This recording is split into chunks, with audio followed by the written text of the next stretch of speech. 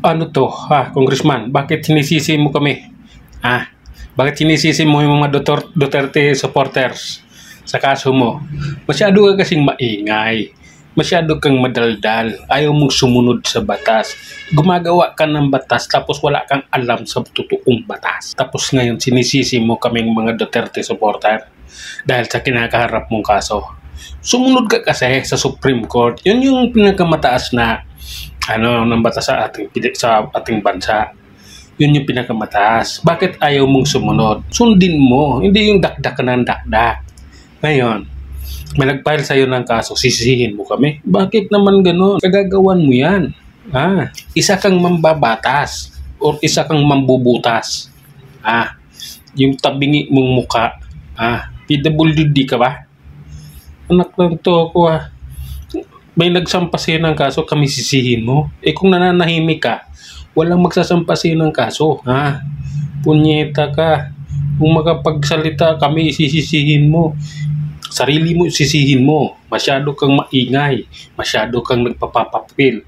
Ayaw mong sumunod sa totoong batas. Gusto mo yung batas mong susundin. Gusto mong labagin mo yung batas. Anak ka ng tokwa. Sampalin kita sa kaliwa para tumuwid yung mukha mong punyeta ka Ngayon, sisihin mo kami. Anak ka ng tokwa. Ayusin mo buhay mo. Harapin mo yung kasong sinampas sa'yo. Tingnan natin kung gaano ka kagaling. Puro ka sisihin mo kami, ikaw yung may kagagawan, ikaw yung may katarantaduhan. Ngayon magpupus-pus kapag sasalita ka, kami sisihin mo.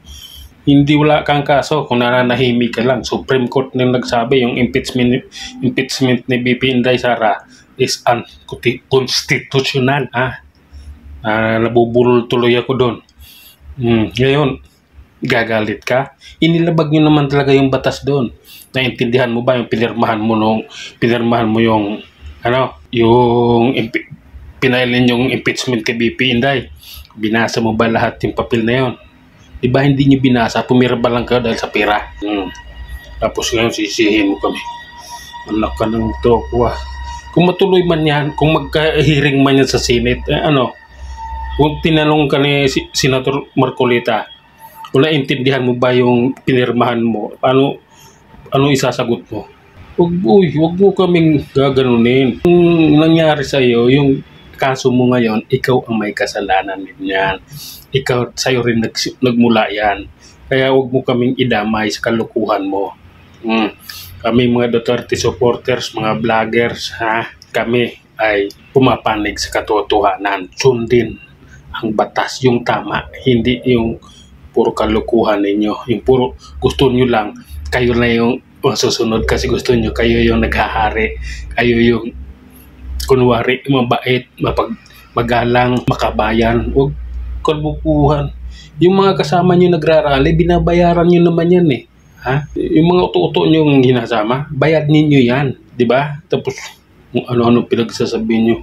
Ngayon, magkakalaman na. Yung kaso mo, harapin mo. Huwag mo kaming sisihin. Sisihin mo yung sarili mo. Tampalin ko yung mukha mo na tumuwid Punyeta ka, hinagalit mo ako